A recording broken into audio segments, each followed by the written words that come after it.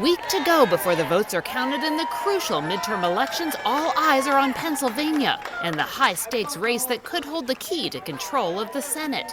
Polls show Democrat Lieutenant Governor John Fetterman in a neck-and-neck battle with Republican TV personality Mehmet Oz.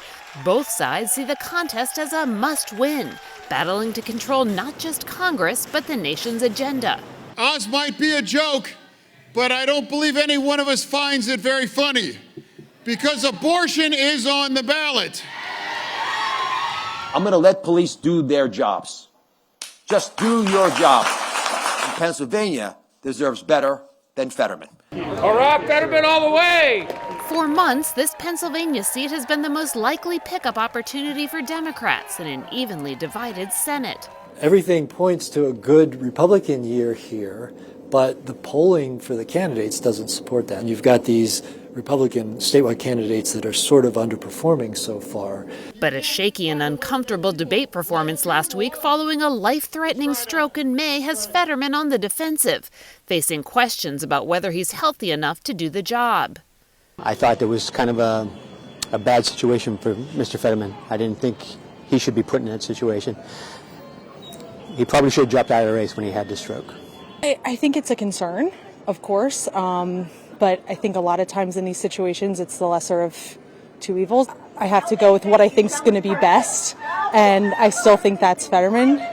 Fetterman has been hitting the campaign trail, tackling the skepticism head-on and looking to prove to voters he's up to the task. By January, I'm going to be feeling even better. But he will still be a fraud.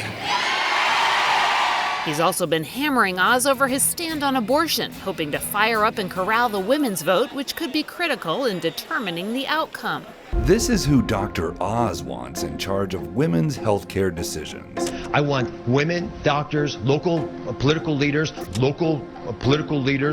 Oz has also been crisscrossing the state, pounding Fetterman on inflation, crime, and his support for President Joe Biden. Fetterman's plan? Raise taxes. Everything costs more. Ban fracking, killing jobs, release murderers into our community. With the race essentially in a dead heat, it's clear every vote will count. I mean, we're talking about a really competitive race here. So it does come down to who can get their voters to the polls, who can make sure their voters come home to the party.